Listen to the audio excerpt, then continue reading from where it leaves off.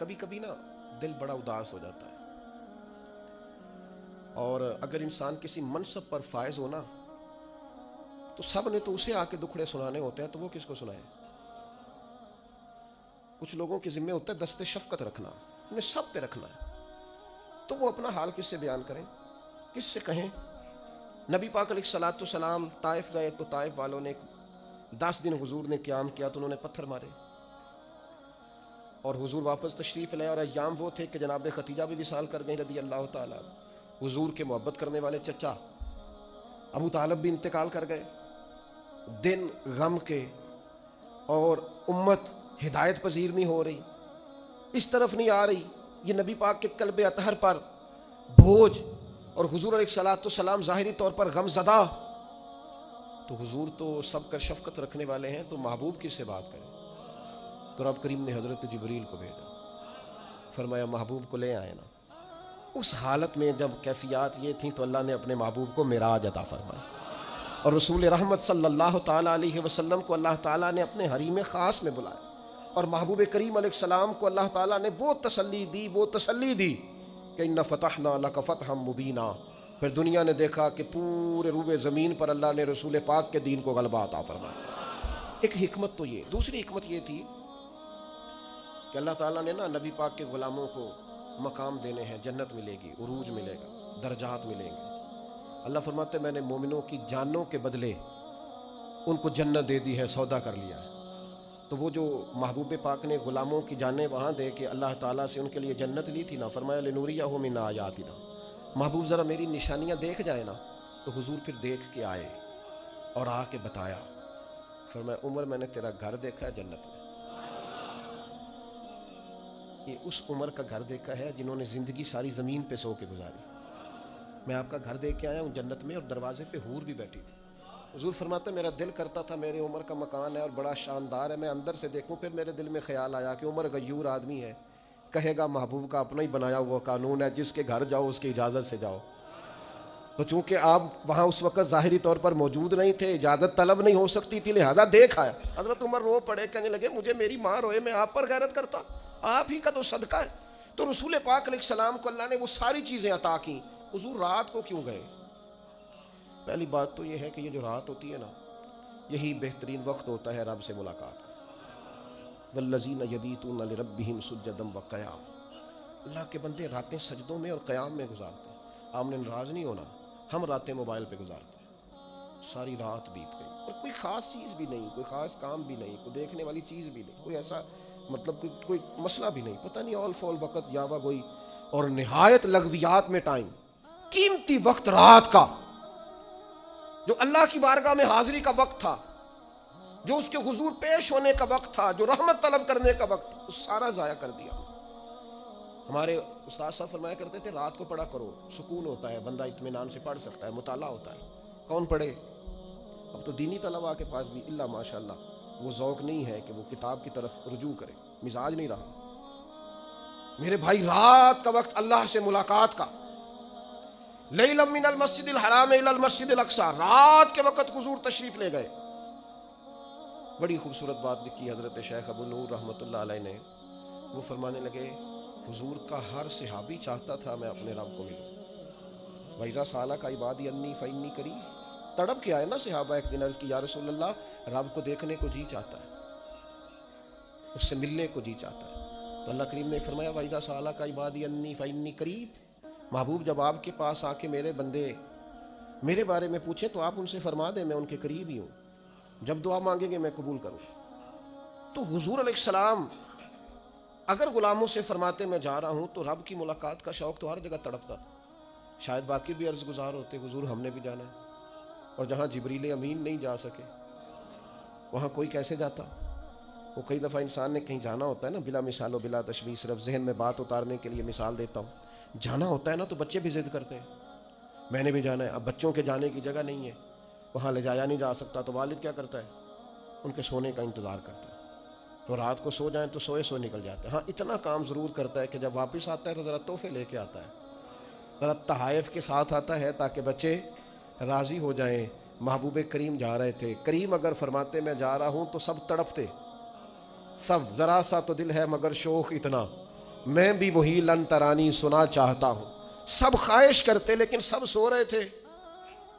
محبوب تشریف لے گئے, لیکن جب واپس آئے تو نماز کا تحفہ بھی لائے. السلام علینا وعلی عباد اللہ الصالحین, اللہ کے بندوں پر سلام کو بھی لائے, اور ساتھ فرمایا میرے رب نے وعدہ بھی فرمایا ہے کہ مجھے اللہ تعالیٰ شفاعت کا حق بھی عطا فرمائے. یہ سارے تحفے لے کر رسول پاک صلی اللہ علیہ وسلم واپس آئے. اور پھر تیسری بات, اللہ تعالیٰ نے جس زمانے میں بھی کسی نبی کو مبعوث فرمایا نا, زمانوں کے تقاضوں کے مطابق معجزے عطا فرمایا. آج ہمارا دینی لوگوں کا پتہ مسئلہ کیا ہے؟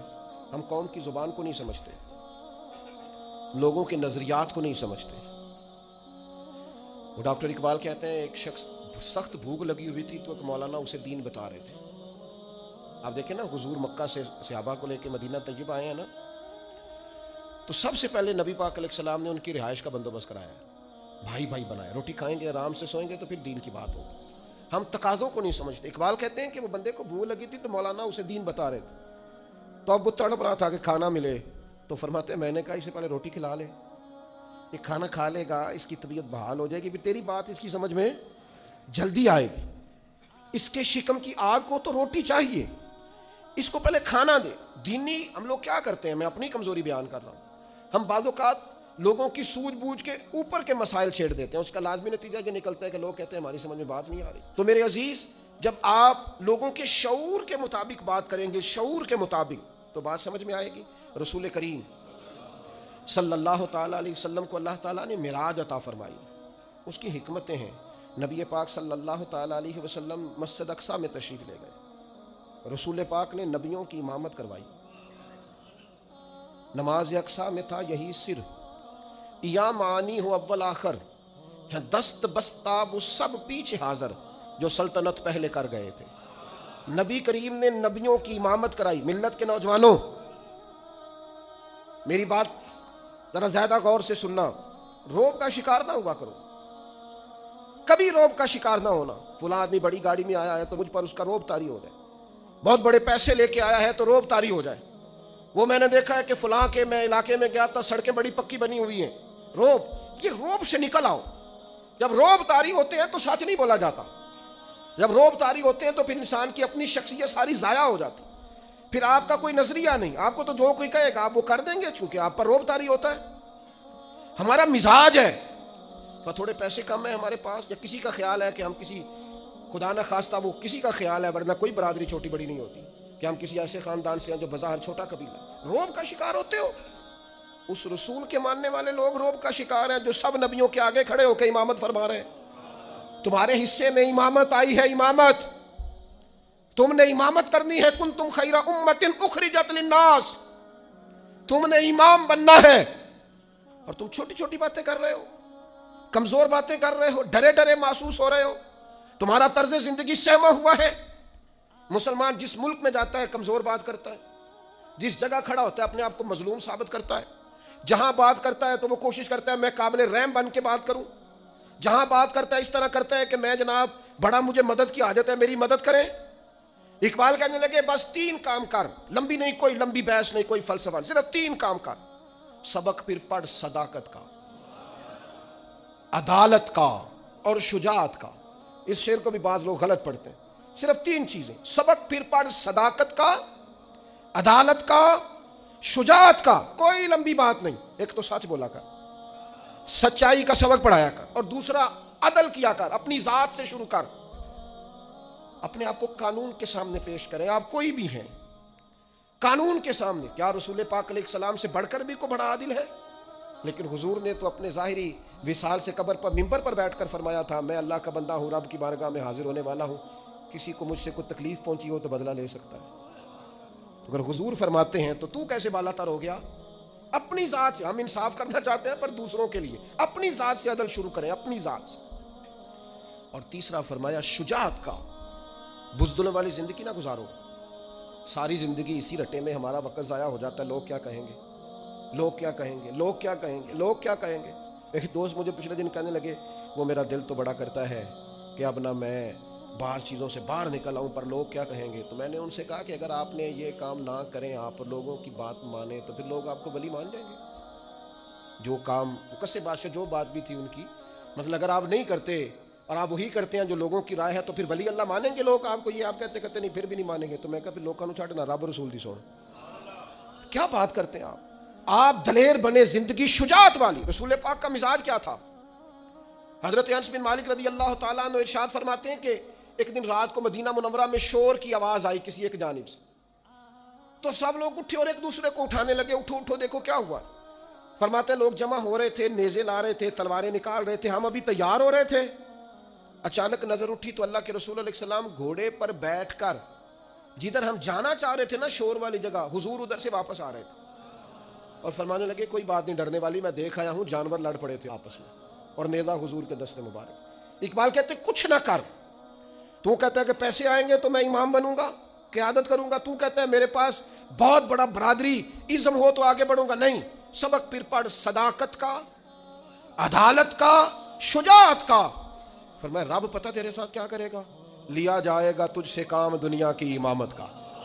تو امام بنے گا دنیا کا، بس سچ بولنا، عدل کرنا، دلیر رہنا.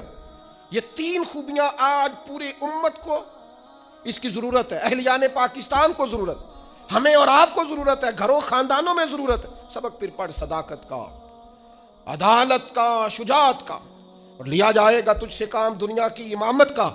معراج بتاتا ہے کہ نبی پاک علیہ السلام نے ہمیں کہا ہے کہ میں قائد ہوں سارے نبیوں کا اور تم قائد ہو ساری امتوں کے. اپنی زندگی میں اپنے مزاج کو بزدلانہ نہ بنائیں. یہ رو کے بات کرنا، ڈر کے بات کرنا، سہم کے بات کرنا، کمزور رہ کے بات کرنا، یہ کچھ طرز زندگی روئیں گے، رج کے روئیں گے پر رب رسول کی بارگاہ.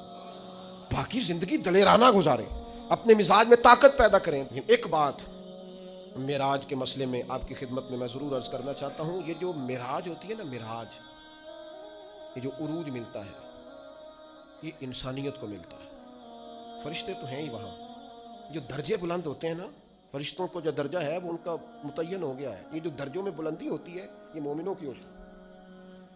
یہ درجات میں بلندی صلحاء، اتقیاء، صوفیاء، شہداء اور انبیاء کی ہوتی ہے. یہ روحانی ترقی اور یہ معراج کی طرف جانا یہ اللہ تعالیٰ نے مومنوں کا مقدر رکھا ہے.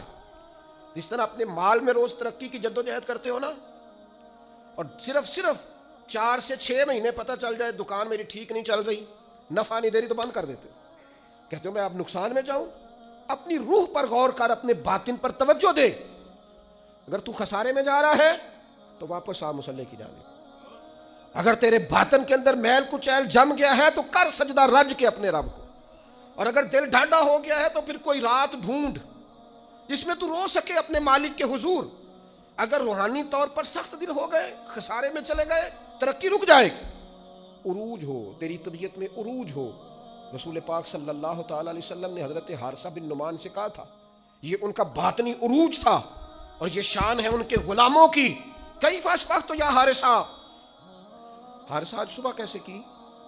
عرض کی حضور اس حال میں صبح کی کہ میں پکا مومن ہوں، میرا ایمان مضبوط ہے. حضور فرمانے لگے اس کی دلیل کیا ہے؟ عرض کی حضور دلیل یہ ہے کہ اگر میں زمین پہ کھڑے ہو کے آنکھ کھولوں تو میری آنکھ خدا کے عرش تک جاتی ہے. کہو تو راز حیات کہہ دوں، حقیقت کائنات کہہ دوں، وہ بات کہہ دوں جو پتھروں کے دلوں کو بھی پاش پاش کر دے. میں کامل مومن ہوں اور میری آنکھ اللہ کے عرش تک جاتی ہے. حضور میں دیکھ رہا ہوں جنتی جنت میں جا رہا ہے. یہ میرے ایمان نے مجھے لذت دی ہے، عروج دیا ہے، کمال دیا ہے. حضور فرمانے لگے نہیں، جو اللہ کے راز ہیں وہ راز میں ہی رہنے دے. میرے بھائی، مومن اس کا تو ایک وقار ہوتا ہے، اس کی تو ایک شان ہوتی. کیا کہا نبی پاک نے؟ الدعاء صلاح المومن، دعا مومن کا ہتھیار ہے، یہ کافر کے پاس نہیں ہوتا. تیرے پاس ہتھیار ہے، ایمان کی صورت میں تجھے اللہ کا قرب دیا گیا. بیٹھ مصلی پہ، مانگ اپنے رب سے. لیکن کیا کریں، اکبر الآبادی کہنے لگے مصیبت میں بھی اب یاد خدا ہم کو نہیں آتی.